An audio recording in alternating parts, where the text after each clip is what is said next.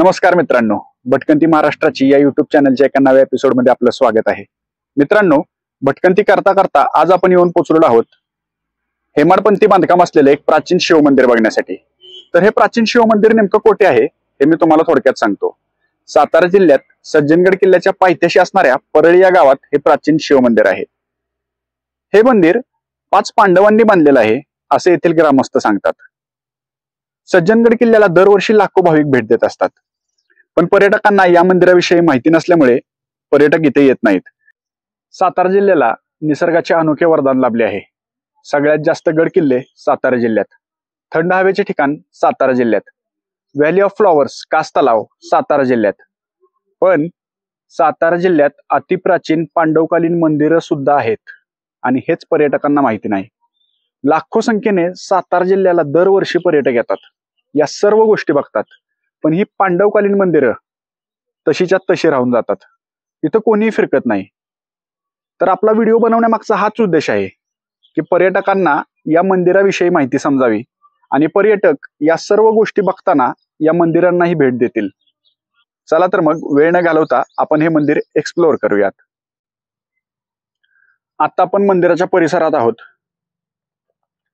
माझ्या मागे बघू शकता, हे आहे प्राचीन शिव मंदिर आणि या मंदिराच्या परिसरात आल्यानंतर आपल्याला सरळ रेषेत लावलेले 52 वीरगळ आणि सतीशिळा दिसून येतात।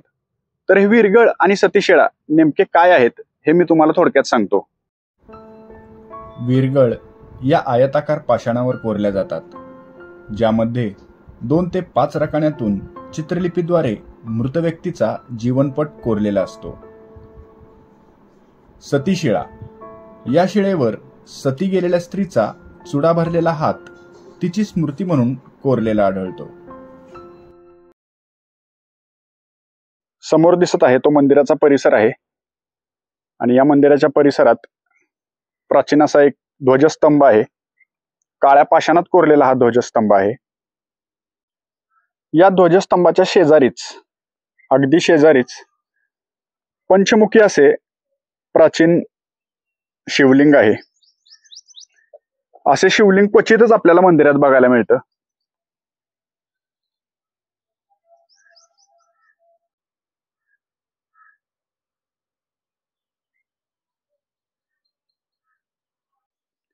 या मंदिरात प्रवेश करताना आपल्याला एक मंदिरासमोर नंदी दिसून येतो, पण तो मुखविरहित नंदी आहे, ज्याला तोंड नाहीये। आणि या नंदीच्या समोरच बरोबर एक शिवलिंग आहे।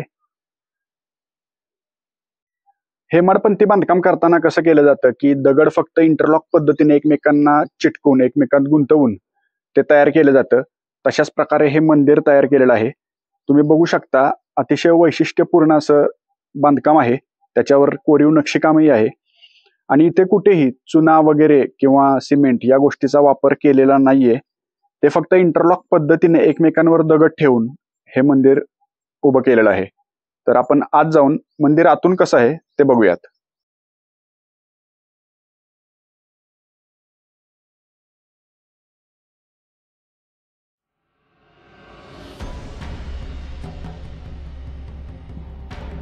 मंदिरात आत गेल्यानंतर आपल्याला आतील दगडांवर हेमाडपंथी शिल्पकलेचा सुंदर नमुना नजरेस पडतो।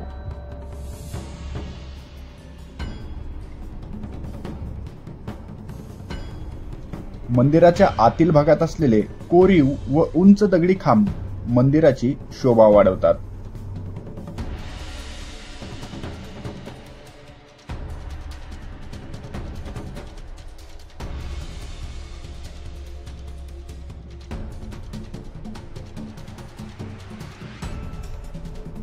मंदिराच्या डाव्या बाजूने आतमध्ये गेल्यानंतर नागदेवताची सुंदर मूर्ती आपल्याला बघायला मिळते।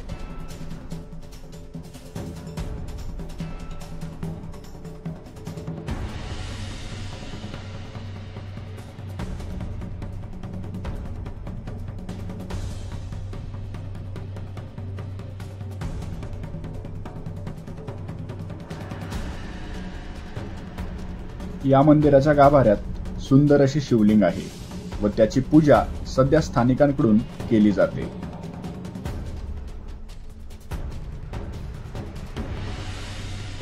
मंदिर बघून आपण बाहेर आलो की खूप गरम व्हायला लागलं आणि मंदिरात खूप गारवा जाणवत होता. काळ्या पाषाणात मंदिर असल्यामुळे आत खूपच गारवा आहे, पण बाहेर आलं की उकडतंय. या मंदिराच्या बाजूलाच, मंदिराच्या बरोबर डाव्या बाजूला एक दुसरं मंदिर आहे. ते मंदिर नेमकं कशाचं आहे ते आपण बघूयात.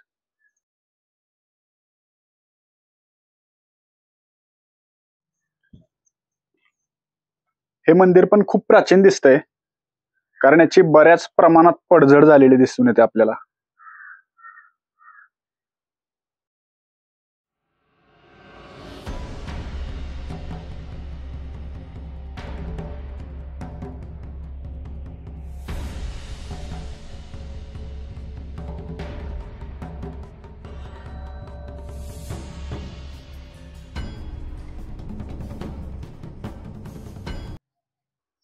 हे सुद्धा एक शिवमंदिरच आहे आणि या शिवलिंगाची पूजा येथील ग्रामस्थ सकाळ आणि संध्याकाळ करत असतात.